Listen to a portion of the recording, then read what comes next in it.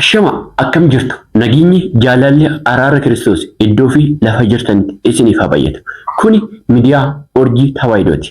Egaa miidiyaan Urjii Tawaayidoo ayyaana dhalachuu gooftaa keenya Fayyisaa keenya Yesuus Kiristoos sababeeffachuudhaan qophii addaa isiniif qopheesseera. Qophiin keenyas turtii kan taasisnu barsiisaa keenya baay'ee jaalannuu fi baay'ee kabajnu barsiisaa Xilaawun ta'a jechuudha.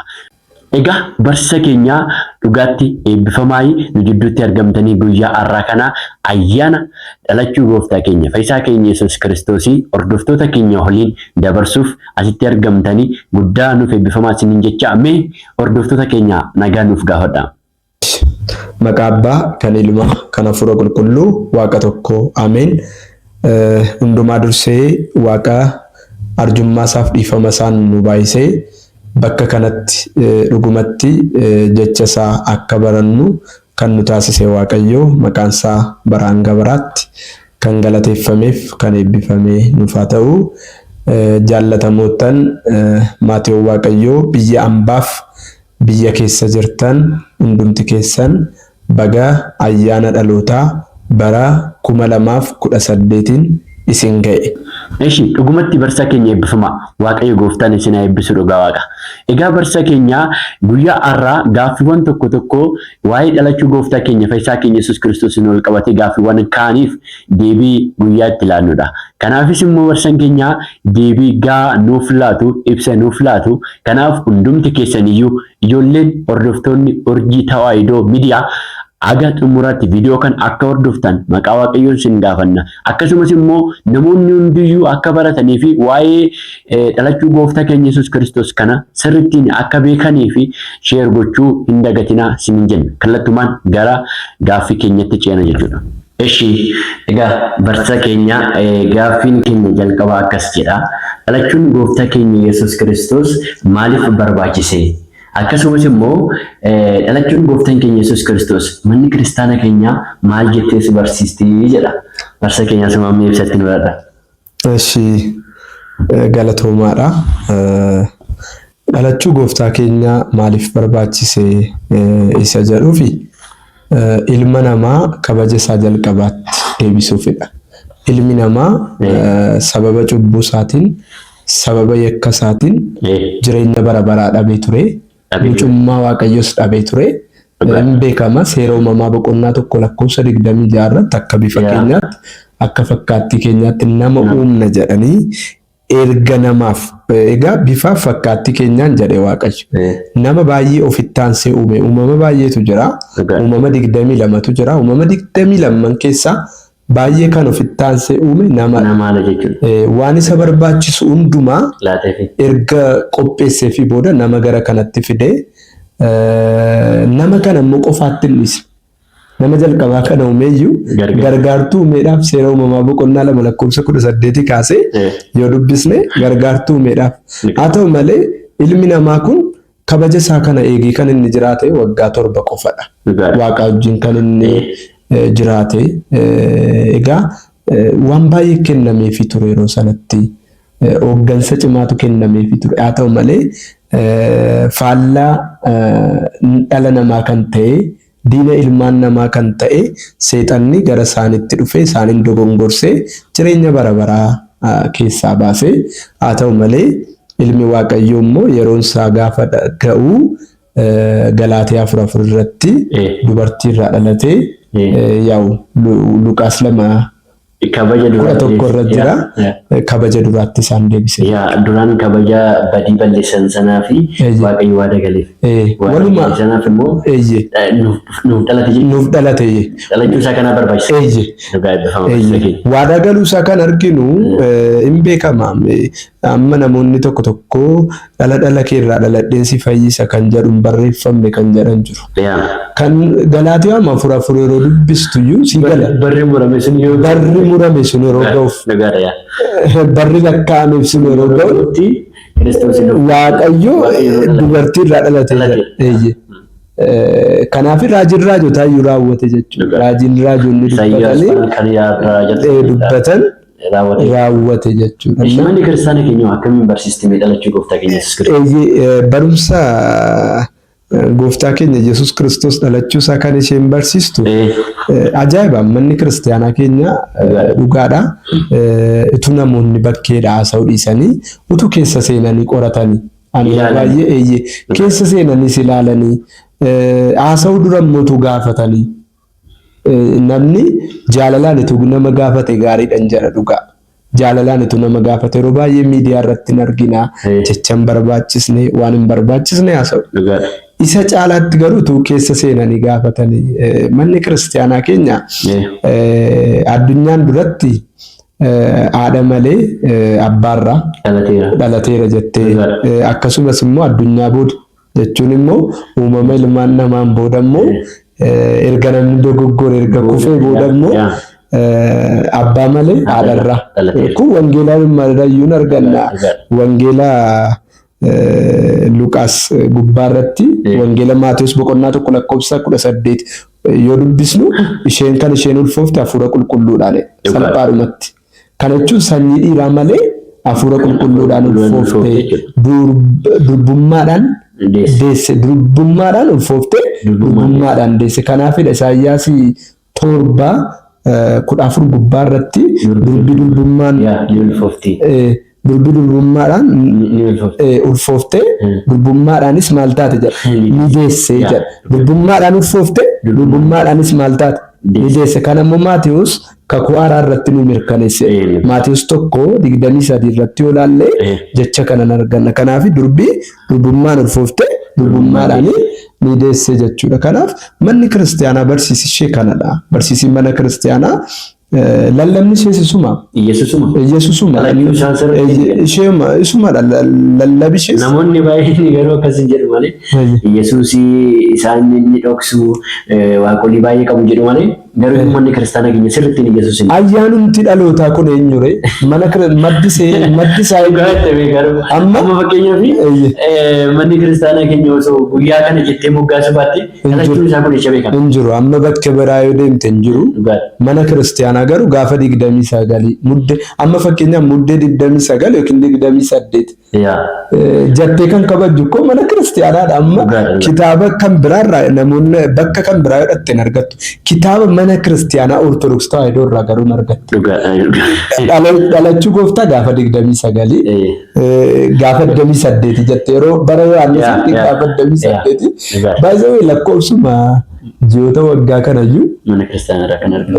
Mana kiristaanaa kana kanatu jaalalaan nu gaafatanii baay'ina gammachiisa. Haala amma fakkeenyaaf gama taanii haasawurra osoo nu gaafatan manni kiristaanaa immoo deebii guutuu waan qabdu deebii guutuu qabdu. Dhugaadha eebbifama barsiisa. Waaqayyoon sana eebbisu. Egaa gaaffiin keenya lamaffaanii akkuma itti fufetti jira jechuudha barsiisa keenya. Ayyaanni dhalachuu gooftaa keenya Yesuus Kiristoos akkama bara kana keessa jiru kanatti guyyaa roobii fi jimaata osoo ta'e wanti soomii qabu nyaatama. Eeyyee nyaatama. Nyaatama gabaabuu ayyaana dubbatti gaadii qaba jechuudha. Nyaatama eeyyee hin qaba gaadii qaba. Amma namaaf kan hin galle waa tokkotu jira. Anitu asirratti nu hubatanii soomiin labsii soomii 7tu jira. Dhugaadha. Hin beekama sooma raajotaa sooma faasikaa guddicha akkasumas immoo sooma haadha keenya qulqulleettii Maariyaamii sooma filsataasa jennu sooma nanawwee sooma gaadii sooma fayyinaa roobiif jimaata jechuudha. Warri kun soomota warra gurguddaa torbanidha. Soomii bartootaas jira. Kana jechuun soomii raajotaa samma keessa jirrudha. Soomii raajotaa raajonni kan isaan soomanii baay'ee hin dhalataa hin bu'aa jedhaniiti. Kun immoo waaqayyoof galatu dhalateedha. Gammachuusaa soomaa jira. Gammachuusaadha. Kanaaf guyyaan roobii maaliif akkamitti? Akkamitti yoo jenne akkuma beekamu gaadiin muddee ton taane amajjii 10. Kana jechuun guyyaa gaafa ximqataa dura guyyaa jiru muddee 10 soomiin gaadii jira. Hanga taabotni ba'ee laga ga'utti guyyaan cuuphaa yookaan kataraan gizee kabajamu jechuudha. Itu taabonni amma laga ga'utti laga erga ga'ee booda achitti kan nyaannu jechuudha. guyyaa sana hin soomama. Guyyaan sun gaadiidha jechuudha. Guyyaan sun hin soomama. Garuu guyyaa akka tasaa ta'e sanbata yoo ta'e nyaata soomii qofa hin nyaannu. Nyaata kaan hin nyaannu jechuudha. Sanbata waan ta'eef seerri qulqulleessaas jira. Jechuun qiddaaseenis jira waan ta'eef hin nyaatama. Nyaati nyaatamu garuu fakkeenyaaf inni barana sanbata guddaa irra oola. Miti?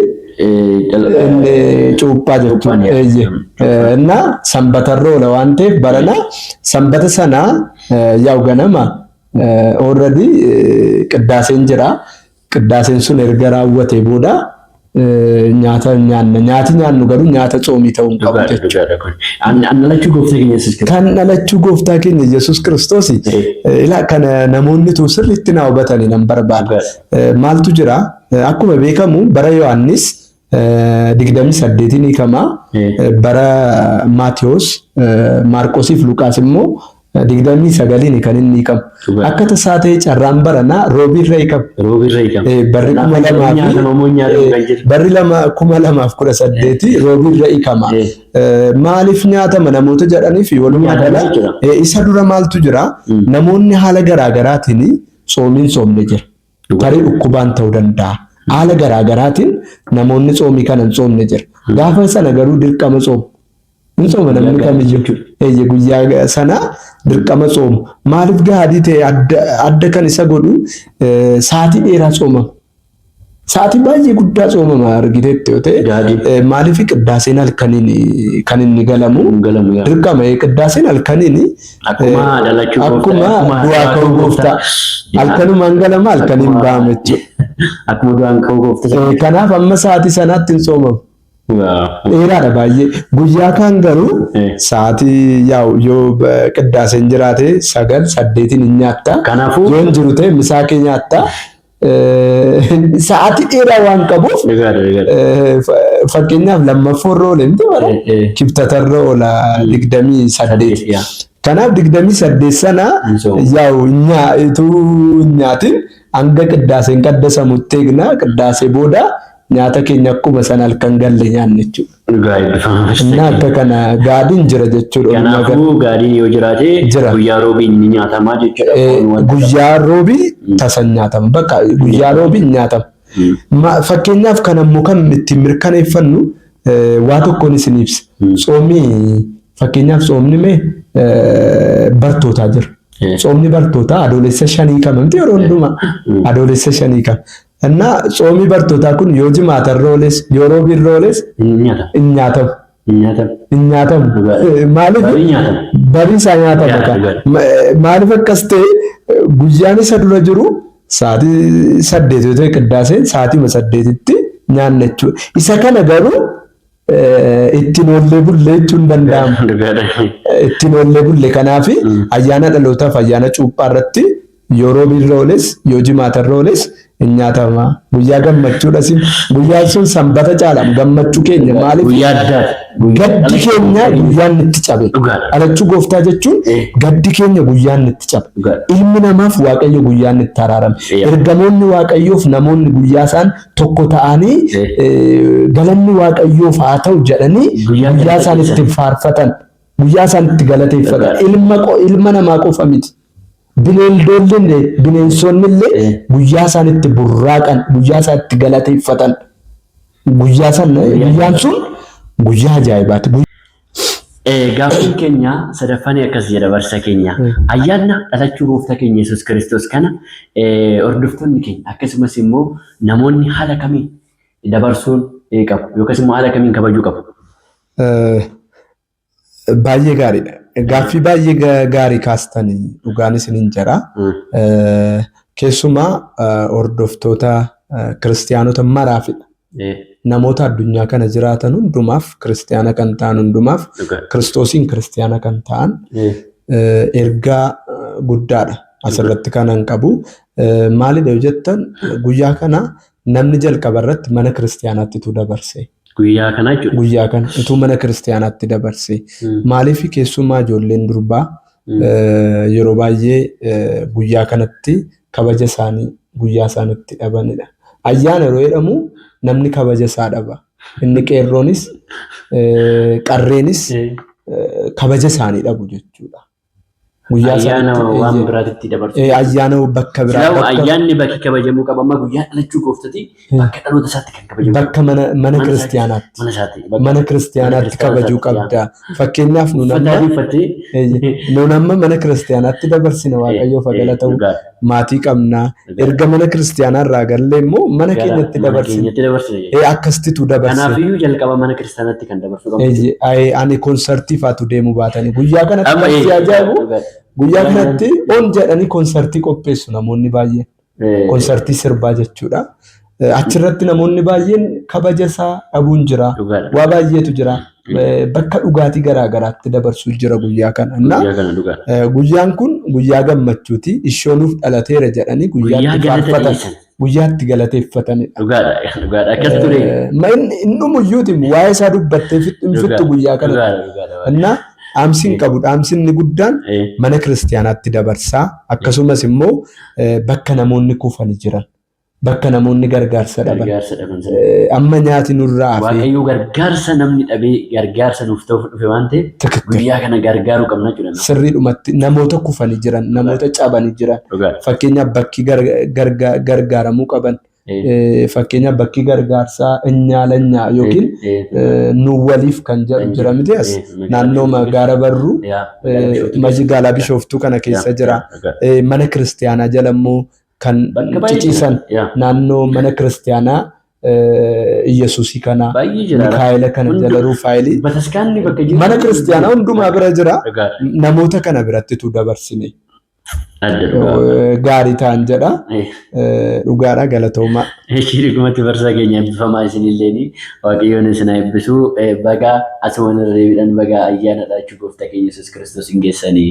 Isinis immoo kabajanii istiidiyoo keenyatti ijoollee kanaaf dhugaa waaqa hordoftoota keenya kanaaf ayyaana dhalachuu gooftaa ni ibsina jettanii dhuftanii asitti sagantaa kana fakkaatu qopheessitanii asitti immoo waamicha keenya kabajanii kan argamtan dhugumatti eebbifamaa. Waaqayyoon isin haa eebbisu.